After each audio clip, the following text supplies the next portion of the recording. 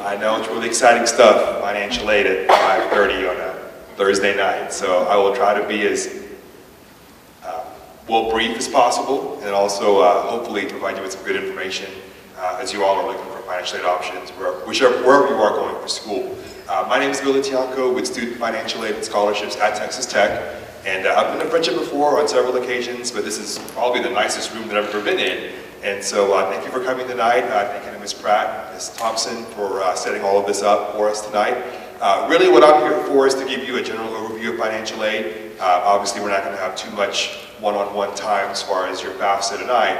I believe that Ms. Thompson is working on getting a separate night in February set up for that purpose. And so be on the lookout for that. I believe that it's second or third week of February is what she was looking at, where we'll actually have some time in the library to where if you are having some questions about your FAFSA, we will come back with some other staff members from our office and help you with that process. And so we're glad to do that. We don't charge for that process. We believe that everything that I'll go over tonight is a free process. And so whenever you all are going through applying for financial aid, wherever you may go as far as your college or university or whatever the case may be, please keep that in mind that this process should be completely free for you. And so you should not be charged or convinced to pay money to get money.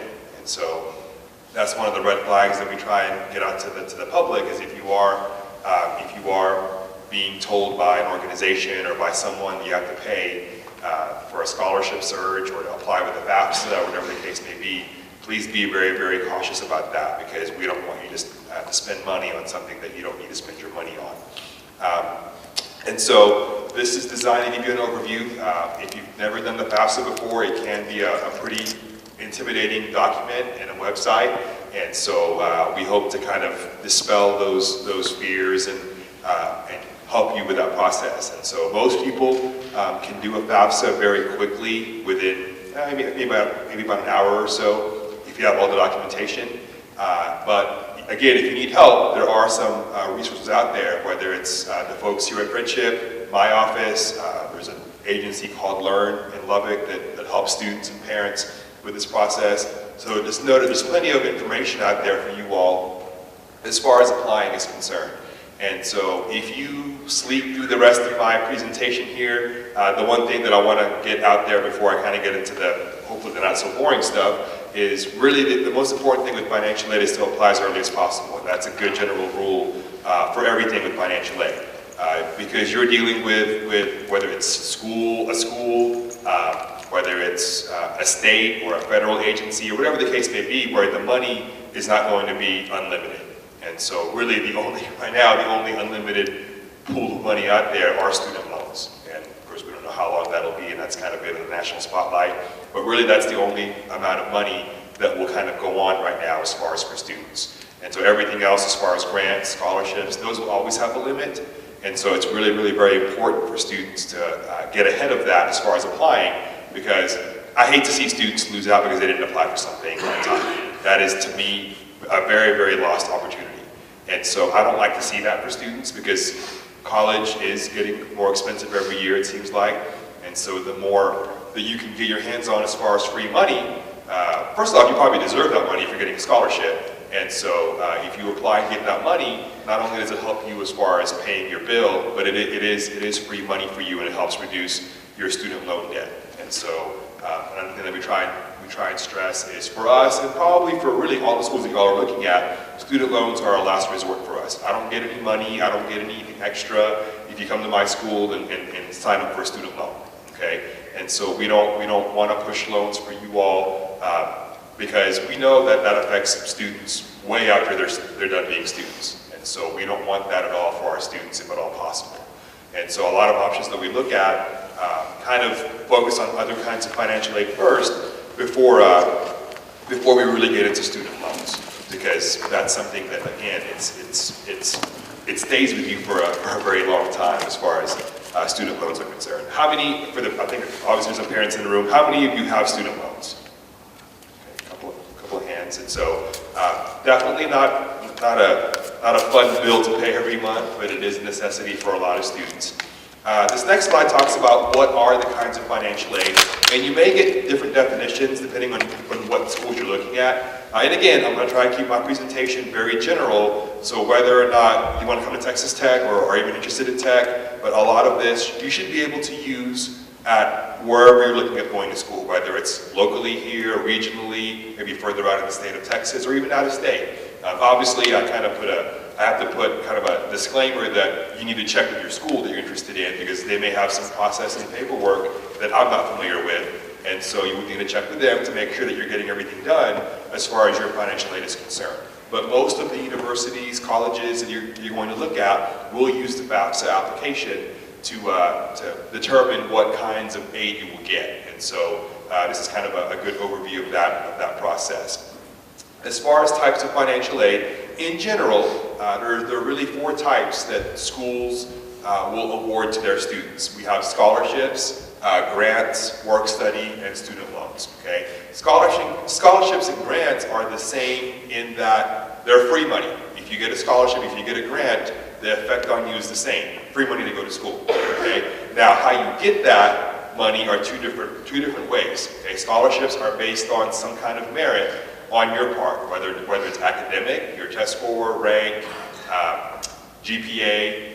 It could be extracurricular. Maybe you're really involved here at Friendship in the community, and you've done a lot of things. You're involved in a lot of organizations. That could be a factor in a scholarship search.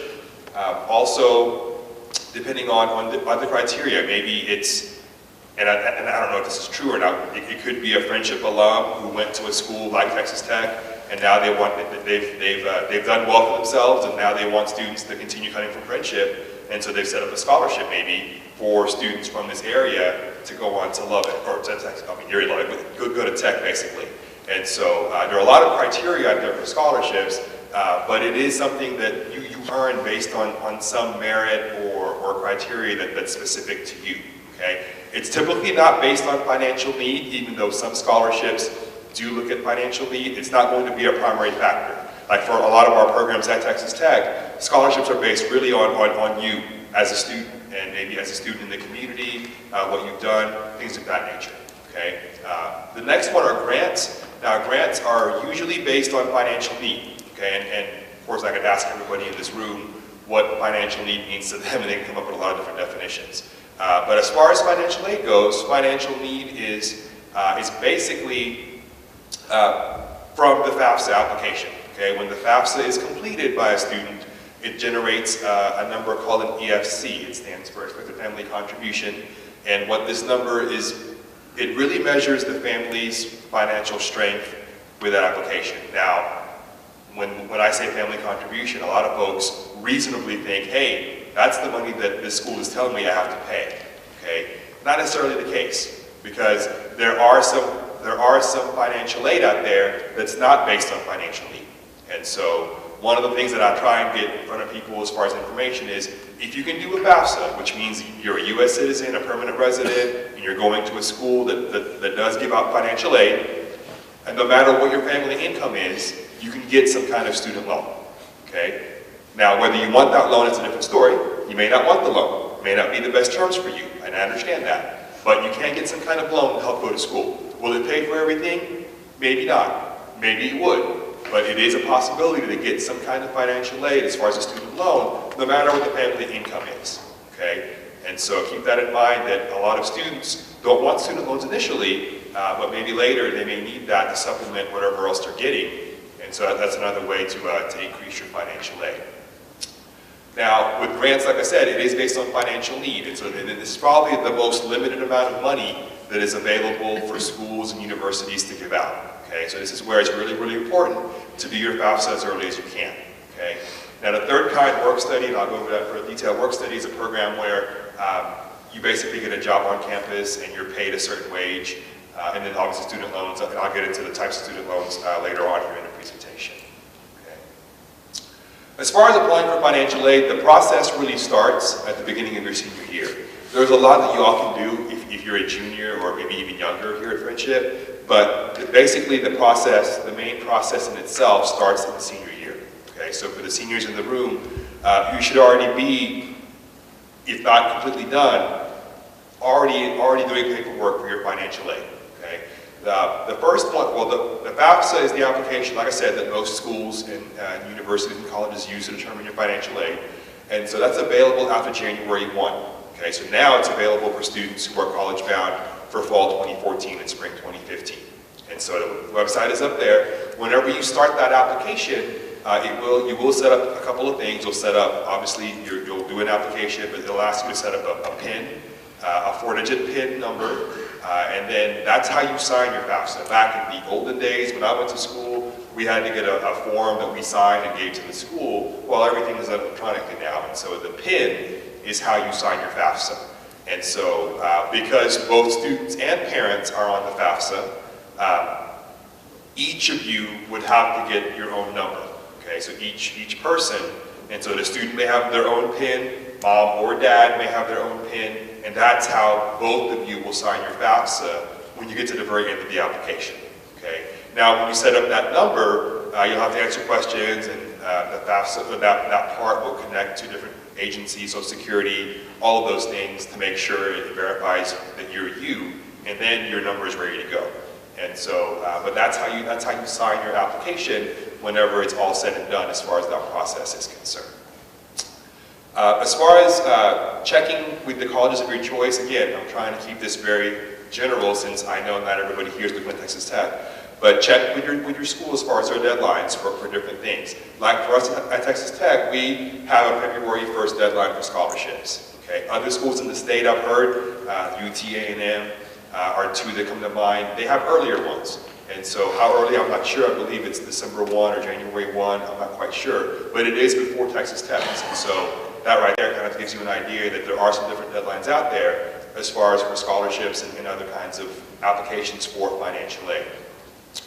The third line item talks about applying for scholarships, and that's something that is going to be specific to each school. Okay, for us at Texas Tech, we use that common application on Apply Texas. If you're going to Texas Tech and you're doing the application for admissions on Apply Texas, about page 8 or page 9, it'll ask you, do you want to go ahead and apply for scholarships? And I always tell students, please go ahead and do so, because what happens is you say no, you move on with admissions, you get accepted, but then maybe you forget and you're busy, and I understand things are really busy senior year, and you never get back to it. And again, it's one of those lost opportunities because after February 1st, this website comes down. And so our students are basically locked out of applying for scholarships if they don't do that by February 1st. And again, check with your school. If you're looking at other schools besides Texas Tech, make sure that you know their deadlines and what they use. They may not use Apply Texas. They may use their own form on their own website for you to apply for scholarships there.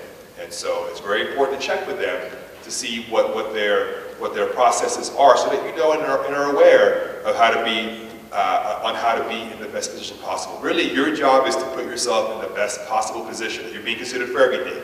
Will you get everything? Possibly not, but you're at least in the game to get money to go to school. Okay, a lot of students don't even do a lot of these items. And so really from the very beginning, they're phased out of money. And it's when they come to me and say, hey Billy, I need more money, well, I'm not going to tell them you need to get for more student loans, because you didn't apply for scholarships, you didn't do this, you didn't do that. And so it's really very hard for us to give you any kind of financial aid because you haven't done the application process to get some of the financial aid. Some places on campuses, and they may be different names, but we all do a lot of the same functions. But basically, places on a college campus where you want to check for application for scholarships or how to apply, obviously the admissions office. Any admissions office at any college can give you, if it's not them doing it, they can give you an idea of where to go and how to do that. That's going to be a big part of the admissions recruitment process. And so they want you to come to their school. That's what we do. I work very closely with our admissions folks as far as whenever we go to events and we put information out there for students. And so check with admissions. That's a great place to get information at the school you're looking at. Obviously, financial aid offices and scholarship offices on campus are another resource that you can look at. You should be able to easily find them on any school or college or university website as far as phone number, email, maybe they even have social media or something like that you can use to basically apply for their process. And that last line item talks about applying for external scholarships. What I mean by external scholarships are scholarships that are not from that school. So for example, if you're looking at tech, external scholarships are the ones that we don't decide the recipient. Maybe it's a scholarship here at Friendship, or a scholarship here from a local organization or business in Lubbock or Wolford. And so those are the ones that you're probably being given information on now, whether it's through announcements or emails or whatever, newsletters, whatever the case may be. Those are the ones that are also another great source for money, because those organizations and scholarship funds want to give that money to students to go to school. And so it's very important that you look at that and apply for as many as possible, because that really does help with the financial burden that students and parents have to incur whenever you do finally get to school. So keep that in mind. It's very important to apply for those, because you can be very well qualified for those. A lot of them are specific to maybe you were in band, and it's a band scholarship for students who are in band and are not going on to college. Or maybe you were in FFA, or maybe you played football here at Friendship, and it's a scholarship for students who were athletes here at Friendship. And so a lot of opportunities like that are something that y'all need to look at to maximize the amount of money that you're getting for your financial aid. Okay? I'm going to focus a little bit on the FAFSA, and if you have any questions, I don't want to put you all to sleep here. If you have any questions, please throw your hand up there. I'm a very informal presenter, even though I got this suit on today. Just let me know if you have any questions that maybe I'm not making any sense. As far as the FAFSA is concerned, again, it's the main application that schools, colleges, two-year schools use it, private schools use it, four-year schools use it, universities use it. And this is the application that determines what you can get in federal student aid. Okay? It also is the application that most schools use to see what kind of state aid you can get. The state of Texas has separate aid programs for students who are college-bound here in the state of Texas. Okay? And so what we use the FAFSA for that purpose as well, to determine what kind you may get for that. Whenever you apply with the FAFSA, it does require income information from the last tax year available. And so the reason why that for 2014-2015, that you couldn't do a FAFSA until January is that it requires tax information from 2013, which obviously just finished up a couple of weeks ago. And so one of the most common questions that we get is, well, Billy, you're not making any sense. Here you are, you're telling me apply as early as I can, January 1st, but I'm not done with my taxes yet. My parents aren't done with their taxes yet. So what gives? What am I supposed to do with that? And the answer to that is to go ahead and apply with your FAFSA with whatever you have available. Okay? I understand that for a lot of people, there are a lot of things that could make them have to wait to do their tax return. If you own a business, if you're in a corporation, if you're self-employed, a lot of that information, you may be somebody who files an extension every single year for that purpose. Right? It's a valid reason to do it every year because of what you need to do as far as paperwork. You just don't do it till July or October or whenever. Okay? And then that's okay. Obviously, I'm not a tax person. I'm not here to tell you what to do with your tax return. But really, when you apply with your FAFSA, what I recommend is apply early and put down what you can and go back and change later when you do have the right information. Okay, and let me tell you why. Like for us at Tech, we look at when your FAFSA data is submitted. Okay, let's say you apply today, January 16th. You're not done with your taxes yet, so in the FAFSA, it'll ask you, well, hey, student, hey, parent, what is your tax status for 2013? Well, you're not done. That's obvious. If you haven't done it yet, you're not finished. And so you would put that you're in a will file status. Whenever you answer the tax question on the FAFSA, it'll let you pick one of three statuses for your tax status. Either you've already filed, you will file, or you will not file. Obviously, the will not file status is for somebody who just didn't make any income or maybe didn't work at all in 2013. And so that's the case, and you would answer it that way. But if you know you're going to file a return, but you haven't finished, and you know you'll finish at a certain point later in the spring semester, you can go ahead and put the will file status, okay? And then whenever it opens up the income information on the FAFSA, you would put in what your best estimates are. And by estimates, it could be maybe you have an accountant and he or she has already worked up an estimate for you of what those numbers are for 2013. You can use that. It could be estimates that you have for yourself because your income basically stayed the same. It could be maybe you decide to use, hey, you know what? it's not going to change much from 2012, so I'm going to use the same info from 2012 on the 23rd for this next year. That's also done by students and parents. Okay, you're not bending rules, you're not being shady or whatever the case may be. And a lot of us worry about that, but because you are saying you will file, you can go back there later and update that. Okay, and so if you do your FAFSA today and you put will file and you put your best estimate and submit that, you have a January 16th submission date. If you wait until, let's say, you file by June 1st, let's say you're complete with your tax return by June 1st and you apply June 2nd, well, you have a June 2nd date on your FAFSA as far as when it was submitted. Okay? Well, guess who's going to get the money? The person for the June 2nd date or a January 16th date? It'll be the one who applied earlier. And so, even though you may not be quite ready, I would do what you can to get that submitted as soon as possible, because schools do use that information, because we don't have any other way to kind of prioritize our students as far as some of the grant money that's available out there.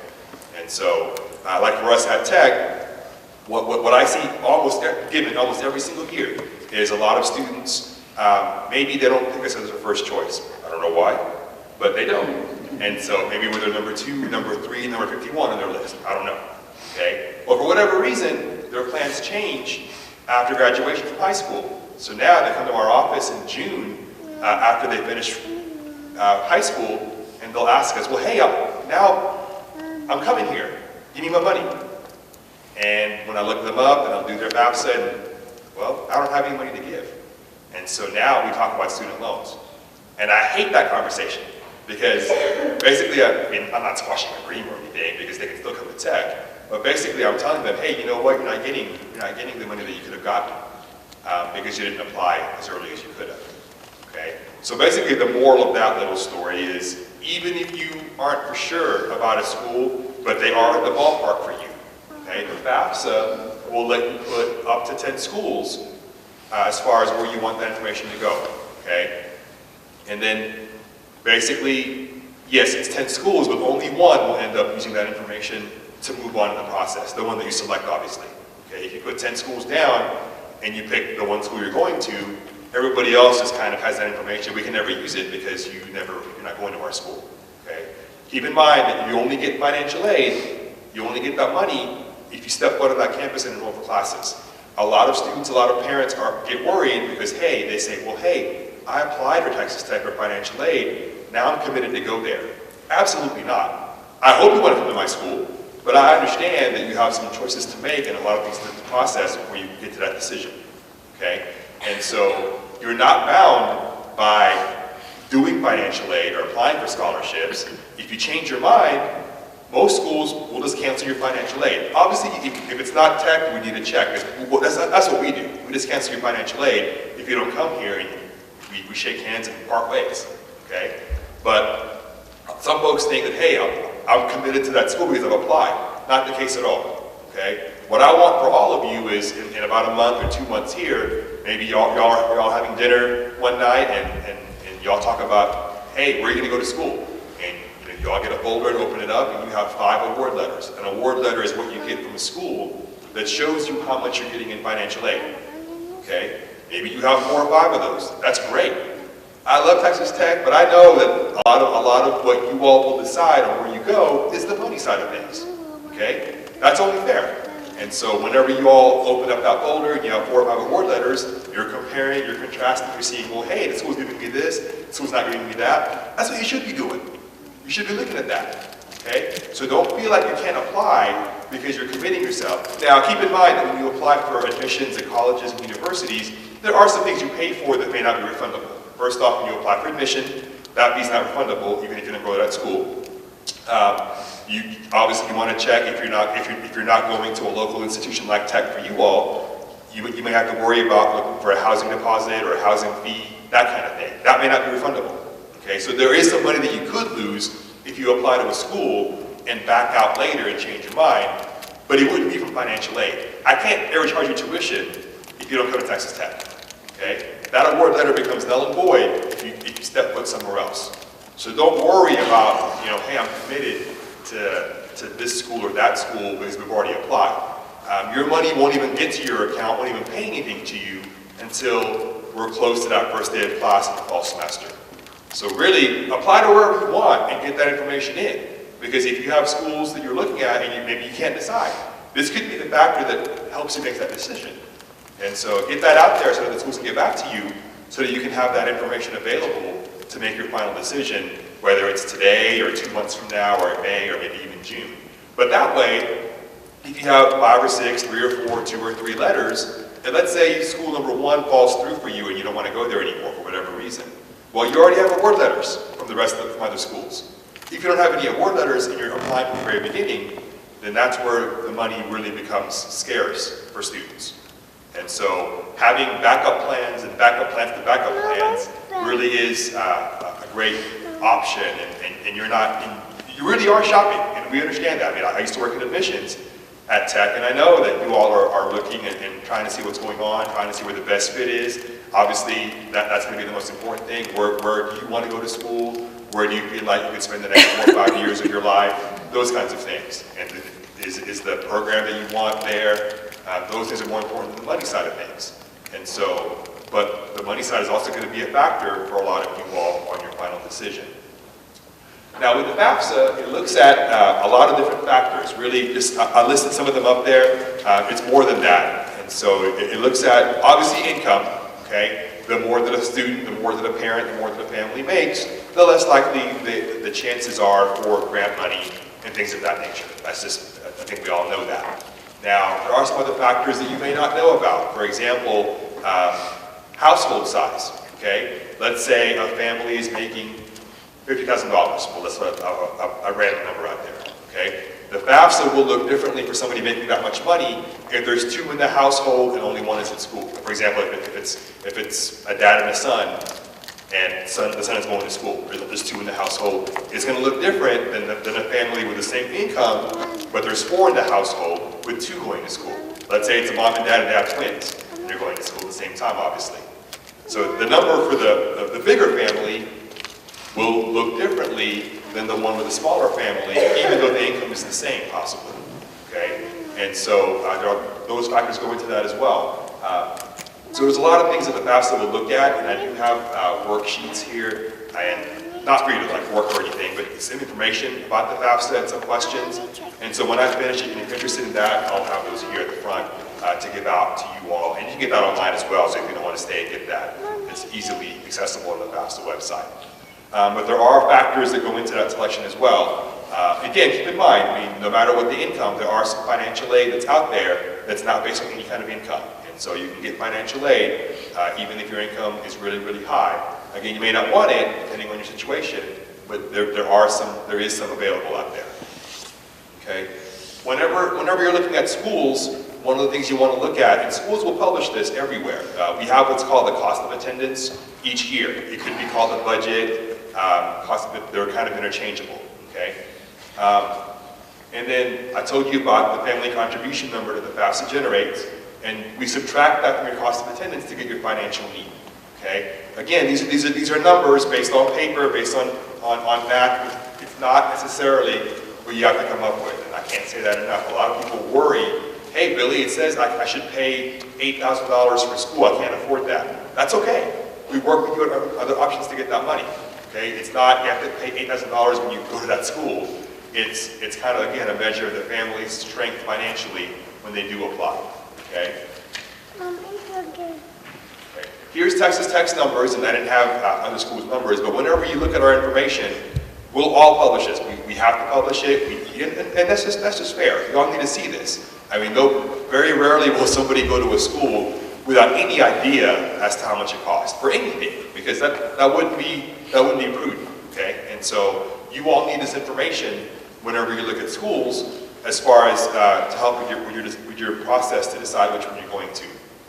Okay, at Texas Tech for this year, basically these are estimated numbers. Okay, you may not spend that much for 1 year at Texas Tech.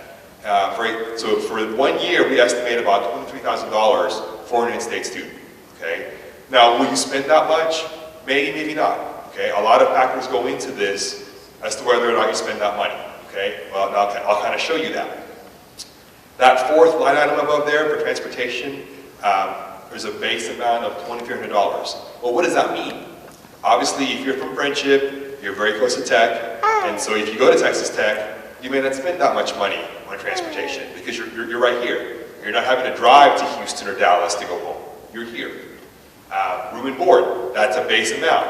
But if you live at home with mom and dad, that may be very, very low or none for a student.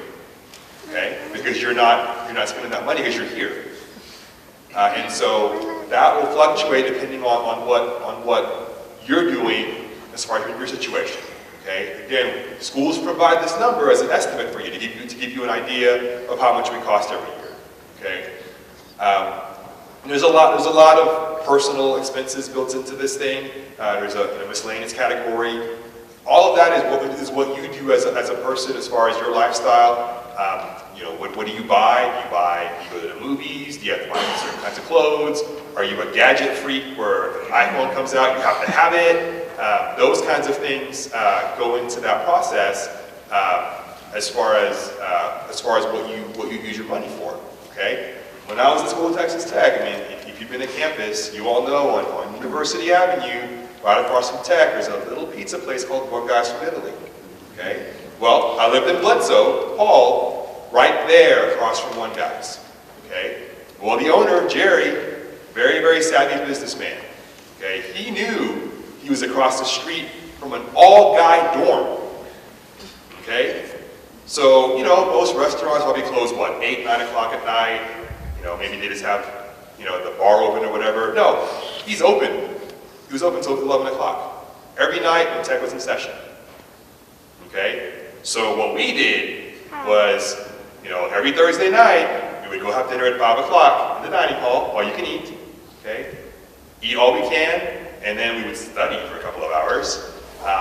And then at 10 o'clock, the whole crew met downstairs, and we all went over to One Guys. $6, calzone and a drink. Every Thursday night, without fail. I funded that guy's retirement, I think, because of how much I spent at that place. Did I need to do that? No. I'm glad this podium is here, because you can't see the results of that. But I did that for almost 3 years. I lived in that dorm for almost 3 years.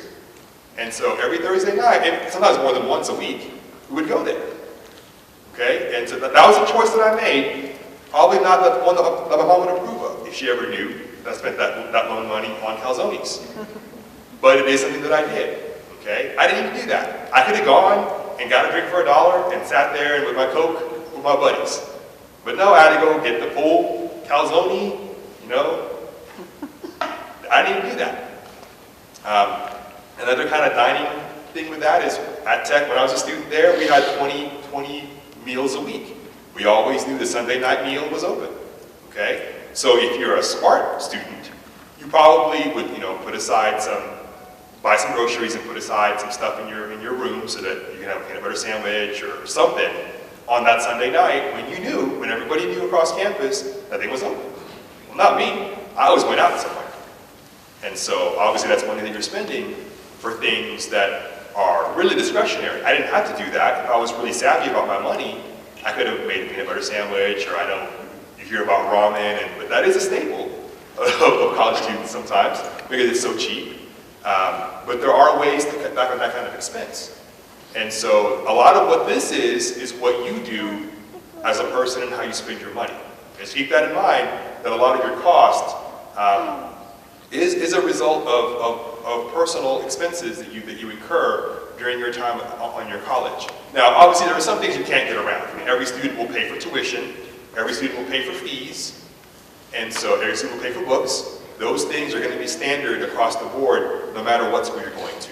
Okay, and so that will be a part of cost of attendance for students. Okay, think of that number as kind of like a bucket, like an empty bucket. Let's say you apply to Texas Tech and you come to my school.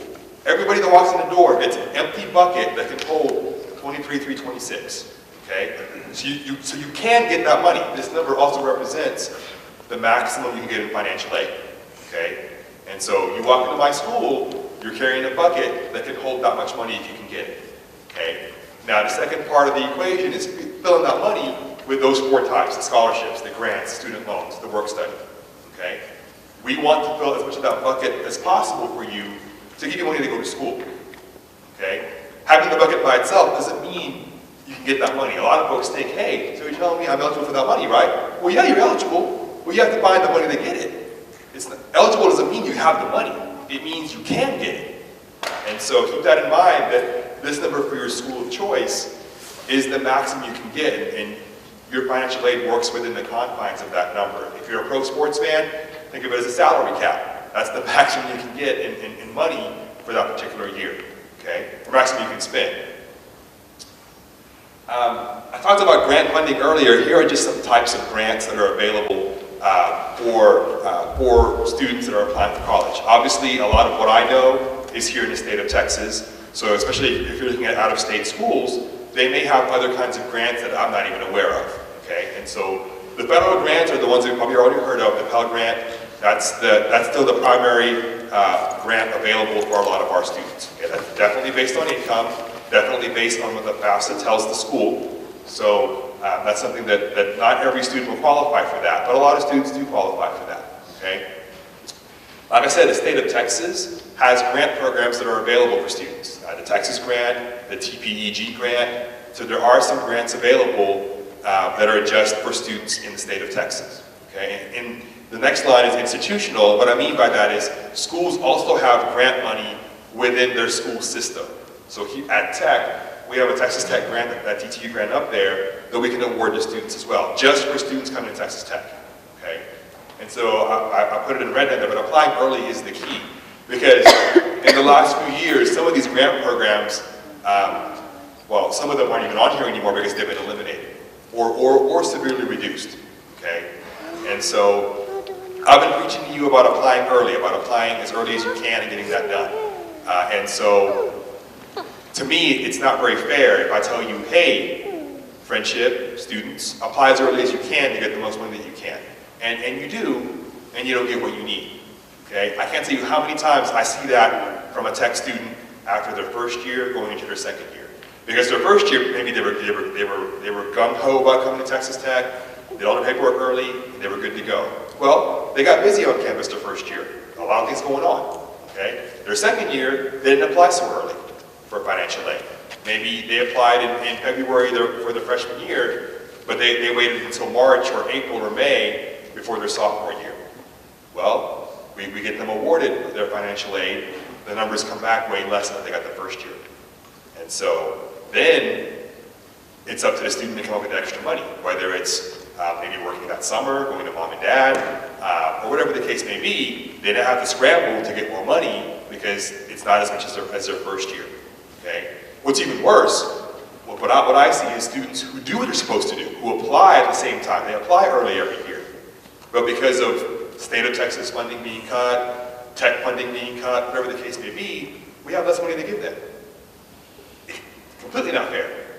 If I'm telling you to do something and you do it, you should expect a reasonable outcome from that process. But because the state has a budget cut, tech has a budget cut, you get less money.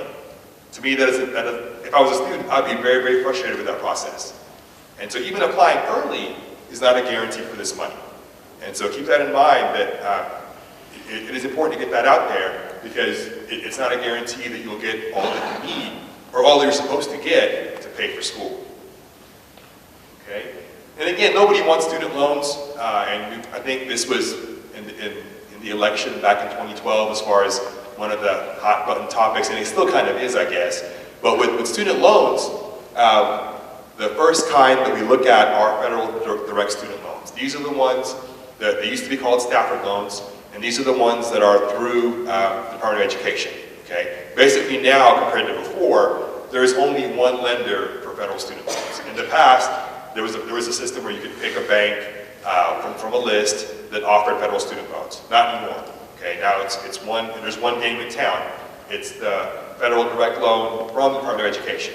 Okay? That's the only loan available as a federal student loan for students, as far as in the student's name in that regard. And so really the benefits of federal student loans are huge for students, because if you get a federal direct loan, you're not, basically the payments are deferred until you're done with school. And what I mean by deferred is you're not paying anything on that loan until you finish school. Okay? And then also, these loans are not based on credit, okay? So basically, if a student has been accepted into a university or a college, they've done a FAFSA and are eligible based on a FAFSA, they can get a federal direct loan without any kind of credit, okay? And that's great. A lot of students, especially younger students, aren't going to have credits because they haven't had enough, obligation debt-wise, that they haven't had bills to pay. They haven't had to pay for a loan or whatever. So they don't have bad credit, they just have no credit. And so that's the great thing about this loan is that it's not based on credit. It's not based on mom and dad's credit. Okay, so it's just based on the student's credit. And so now the issue with the federal student loans, federal direct loans, is that these have a maximum every year that unfortunately, it feels like it hasn't gone up in a long time. For example, if you're a freshman, no matter where you are, South Plains, Tech, WT, wherever, you can get $5,500 in a federal direct loan, okay? Well, if you think back to a couple of slides ago, I was showing you we cost 23 grand at Texas Tech. So there's gonna be a gap there between that federal direct loan. You're gonna need more money than that typically to go to school, okay? And so the other three loans up there, the Parent Plus loan, College Access loan, and Alternative loan, that's where credit-based loans come in. That's where students either have credit on their own, which they may not, or if they don't, mom and dad go on the application or somebody else in the family or a family member, okay? And so obviously I would hope that for any one of these four types that you may not need it, that you won't need it, but I understand that you may. For a lot of people, student loans are a part of what they borrow and what they do every year, okay? And it's important to use these loans responsibly because it's very, very easy to just keep accepting these loans without really getting a handle on the consequence. And I'll use myself again as an example of that, okay? My wife and I love Texas Tech, are proud graduates of the university down the street, but we probably took out more loans than we needed to, okay? And how does that affect me now? Well, when I was in college at Tech, when I was still single, I had a little Chevy S10, piece of junk truck that I could do whatever with. I could pile stuff in there, all my stuff in that truck. I love that truck, okay? Went all over the place with that truck. Well, now that I got married and I have a 4-year-old and a 2-year-old, both little girls, well, that truck's not gonna do anything anymore. I mean, I don't fit in that truck anymore. And so we had to get a new vehicle recently, or in the last 6 months. And so we really wanted to get a nice van. Yes, I would drive a van, but a nice van that could really, take care of us and our dogs and do all that kind of stuff you want to do in a big vehicle as far as getting around, okay? Well, when we priced the van and went to a couple of dealerships, the payment was just too much for us. And because our loan payments for the both of us total $360 a month, okay? It doesn't sound too bad, but if you think about that money, that's a car payment for a lot of people, $360. And so if that was not in the middle of my budget, I could have probably gotten what we wanted to get. But because that was in the middle of our budget, we had to rethink what we were going to buy because we couldn't afford just to get whatever that we wanted, knowing what our debt obligations were. And last time I checked my student loans, I think I'm still at least 10 years out from finishing my loans. So think about that. 10 years from now, you'll probably be done with college, starting a family, and I'm still paying on my loans. And so if you can get away from doing that or keep that as low as possible, it really is to your benefit, obviously, now and down the road. Because this is a payment that you just, if you keep it as low as possible, it definitely helps you out as far as whenever you do want to do those things we all want to do. You want to buy a car, you want to buy a house, you want to get married, you want to move. All those things are impacted by what you owe. And so it's very, very important to keep that as low as possible. Now, for some people, it's not going to be possible to keep it. For example, if you want to go to law school, if you want to go to medical school, I'm not saying don't get loans, and I'm not going to squash your dream of doing that. But keep in mind that if let's say you get through undergraduate school without any loans, okay, then yeah, you may have to take out some loans for graduate school or medical school or law school, but you have less loans because you planned for those undergraduate years without having to rack up so much student loan debt, okay? I'm done preaching, I'm gonna move on. Okay, work study is the other kind of financial aid that I kind of just briefly touched on, but work study is a federal program where basically you would get a job probably on campus, but you would need to check with your school, and one of the benefits of work study is, well, obviously you get a paycheck, so that's a big thing. But one of the benefits of work study is usually the positions are close to where you work and maybe where you go to school, where you live. Okay, and so at Tech, for example, my office employs several work study students, and they could be within a 5-minute radius of their classes, their residence hall, and where they work. And so they're not worried about having to go park and leave campus and do all those things you have to do to go to an off-campus employer. And I'm not bashing off-campus employers. We have a great community in Lubbock that supports Tech students, and we have a lot of students that work off campus. Okay, but if you're a manager in a restaurant somewhere, your priority is getting your shifts covered and your customers served. Okay, when you're a work study student, you can possibly work with your employer. Hey, I have a final in a couple of weeks. Can I have some time off? Sure, because you're a student first. I've done that with my students in our office. We have several, like I said, and some of them, will come to us and say, hey, we have a project going on or a test coming up, and we'll tell them, hey, you know what, take off. Make up your hours later, because you're trying to get something done that's important for your academic progress. We're not going to sit here and go, you have to come to work. And so a lot of work study has that flexibility to work with students to be able to work around things that come up during their college career. The next one, and I know it's kind of small here, but just some scholarship tips that I wanted to share with you all. And again, I know I've already talked about this, but again, apply for everything you get your hands on, whether it's scholarships here at Friendship, your parents' employer, your church, Lions Club, AMBUCS. There's a lot of opportunities out there for students that you can look at. I'm not going to go through all of these, but maybe you're a student that already knows what you want to do and where you want to go. Maybe since day one, you wanted to go to nursing school. Okay? Research that field. There's usually some kind of professional organization associated with all these positions. Okay? So those organizations may want to give money because they want students to go. Maybe it's a nursing organization and they want to encourage students to go into nursing. So they give more money because they want to entice students to look at their area of study for financial or for their future career.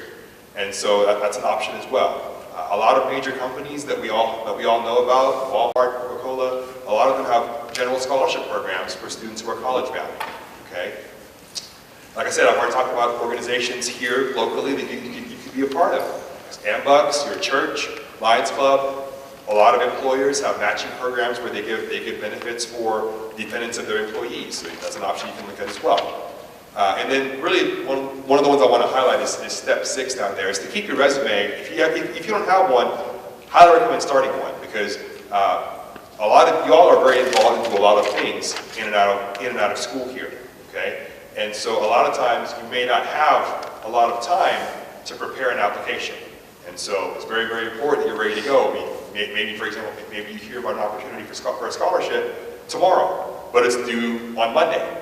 And so if you don't have a resume, you don't have an essay written, it's very, very hard, or it's a lot harder to get that going from scratch.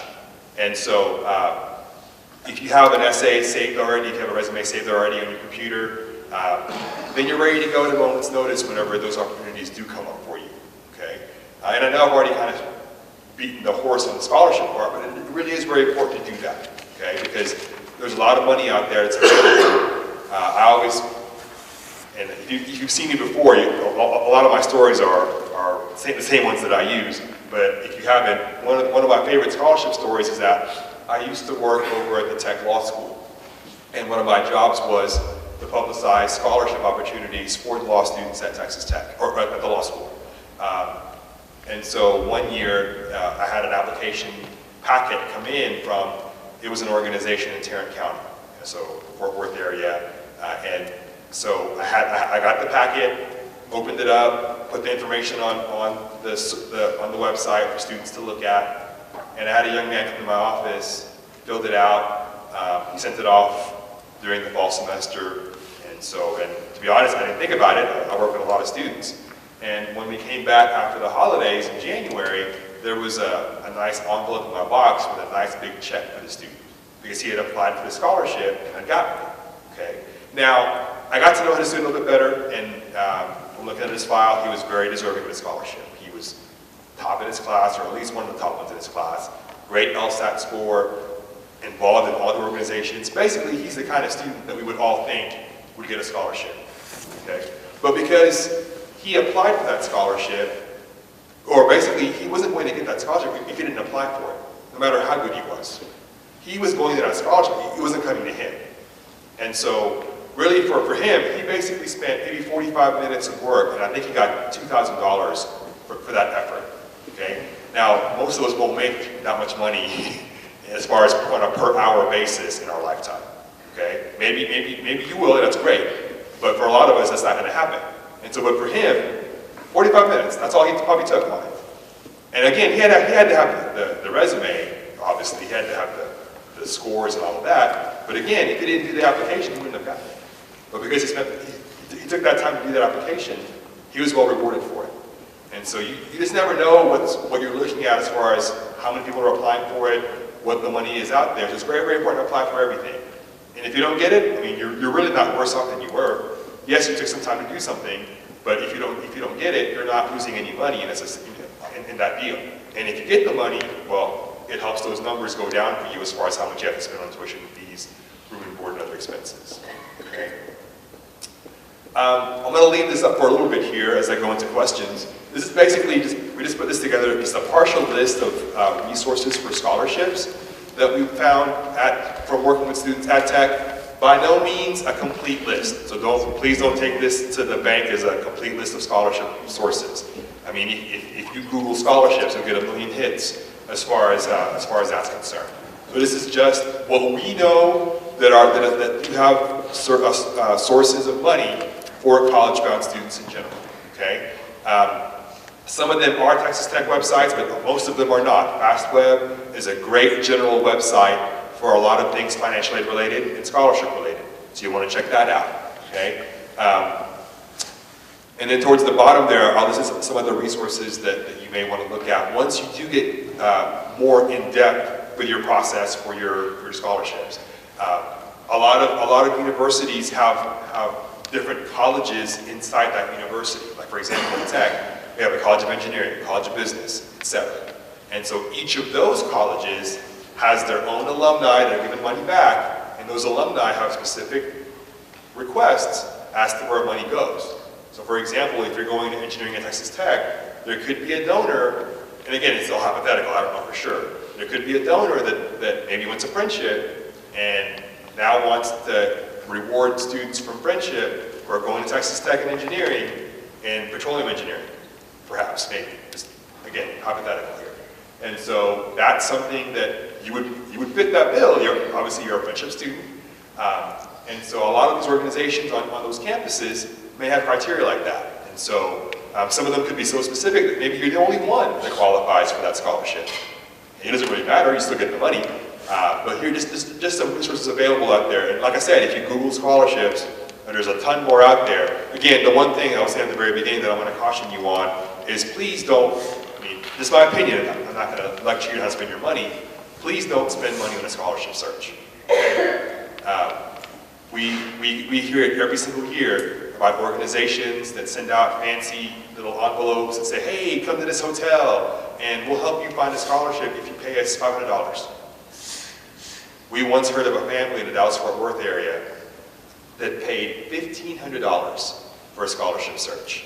We didn't find out what happened after that, so I hope they got something from that process. But $1,500, think about that. You're paying money to get money. Something doesn't work out with that to me, okay?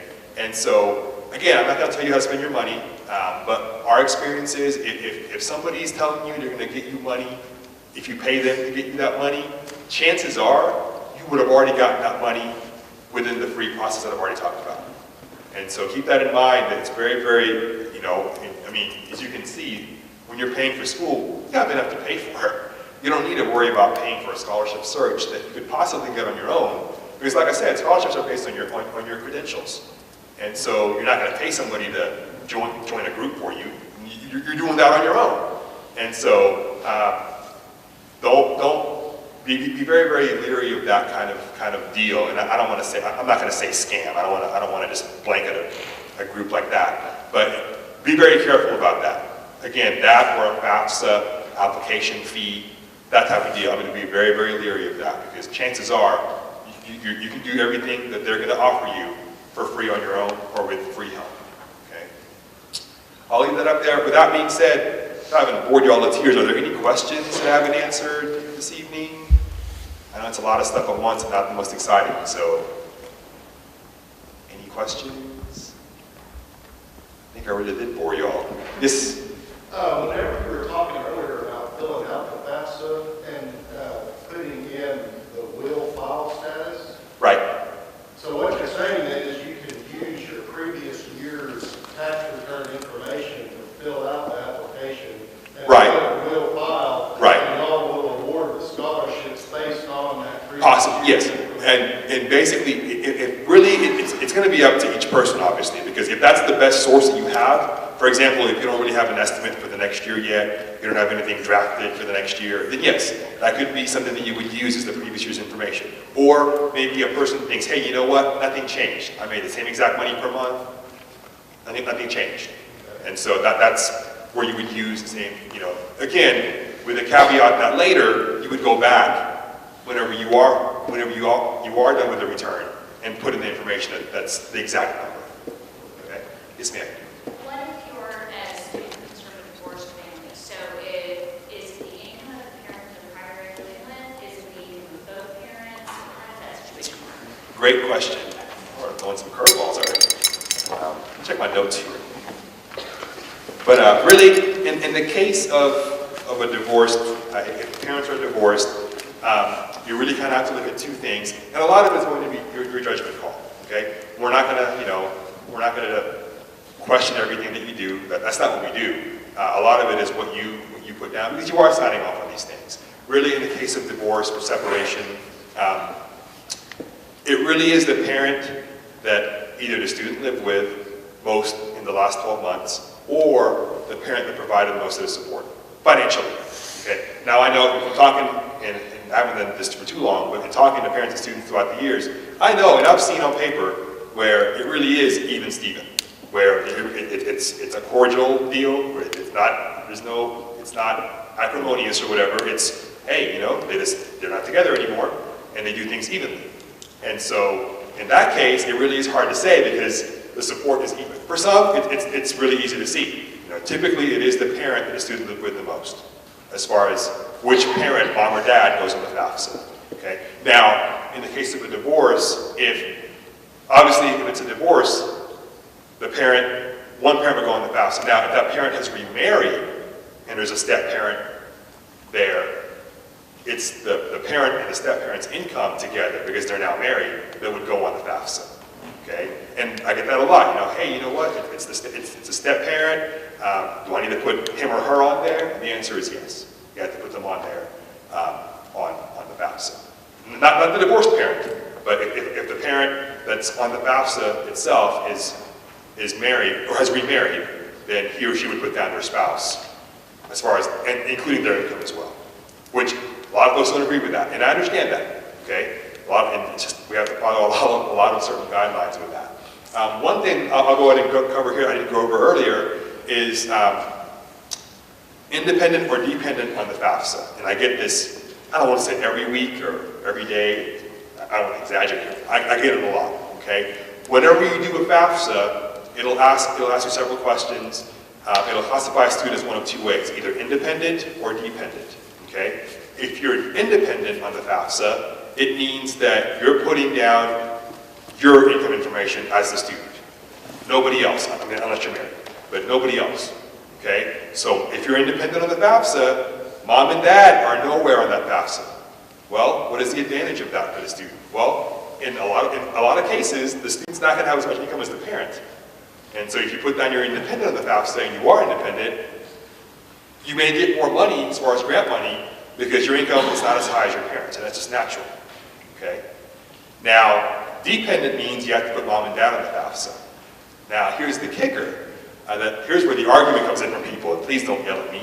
I'm just the messenger. But basically, to be independent on the FAFSA, you have to be at least 24 years of age. I know the outcry. I get it every week in my office. I get people who, Billy, I've been on my own for 3 years. I'm 23 years old. Why do I need my parents' FAFSA or my parents' income information? And really, all I can tell you is because they said so. And I know you don't want to hear that. No student wants to hear that, okay? But that really is the case. It's 24. And I'm talking about, I get a lot of students who are transfer students. Maybe they left home at 18. It's not that things are bad with mom and dad. It's great. But they're the ones paying for school, the students. Maybe they worked for 2 years and now are going and want to come to Texas Tech now, and they're 21 years of age. They haven't lived at home in 3 years. They've been working on their own for 3 years. And now here's Billy from financial aid saying, hey, go back to mom and dad, bring me your tax information. What? Doesn't make any sense to them. And I understand that logic. Okay? Unfortunately, again, the government says so. Okay? There are some exceptions to that 24-year rule as far as, but these are pretty significant life events. Okay? So, for example, if a student is married, then if they're not 24, they would still be independent on the FAFSA. Okay? If they have a dependent, if they have a child they're supporting financially. Okay? I'm not saying get married or have a kid for FAFSA. I'm not saying that at all. But if that is the case for a student, then they would be independent. Okay? Other factors are if they're an active veteran in the military, they're going to graduate school, which wouldn't be y'all yet. But really, so big, or there's just an extreme situation where the parent and the student are, there's something that really has separated the student and the parent. And what I mean by that is some kind of legal action. Okay? I don't mean, I'm done living at home, I'm not going to do that anymore. No. And so a lot of students will tell me, well, Billy, I don't live at home anymore. It doesn't matter. And also with that, where a student is claimed by their parents has no bearing on their status either. A lot of people worry about that or ask about that, and basically it doesn't matter. Okay? It doesn't matter if mom and dad claim you under taxes or if they don't claim you under taxes. If you're not 24, you still need to put mom and dad's information on the FAFSA when they apply. Or when you apply, students, I'm sorry. And so, again, a lot of people shake their head at that and go, that's not right. And I can see what they're saying. Unfortunately, that's the way it's set up right now, as far as, not unfortunately, but as far as the process goes, that's what students have to do. Okay, so for a lot of students, especially if you leave school at 18, or go to school at 18, really, you may not get to be independent until your senior year, whenever you are in your last year of school, wherever you're going.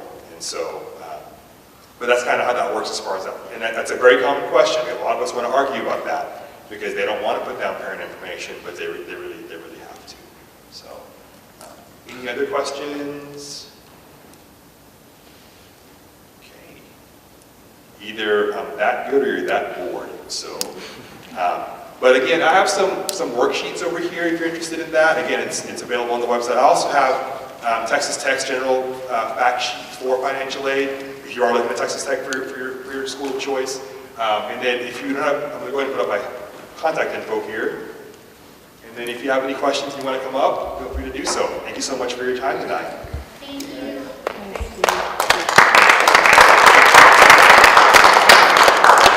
And I was going to let you guys know the external scholarships he was talking about are on our website, the high school counselor website. So just go to Friendship High School under students, the tab you find counselors, and there's a tab for scholarships. And they should be in the order of deadline, so the one that's due the closest should be the top one.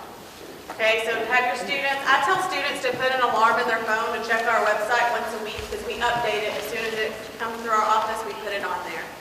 And the next night he was talking about is February 20th, and that's when you can bring your tax return information and someone will sit there on the computer with you and help you fill it out.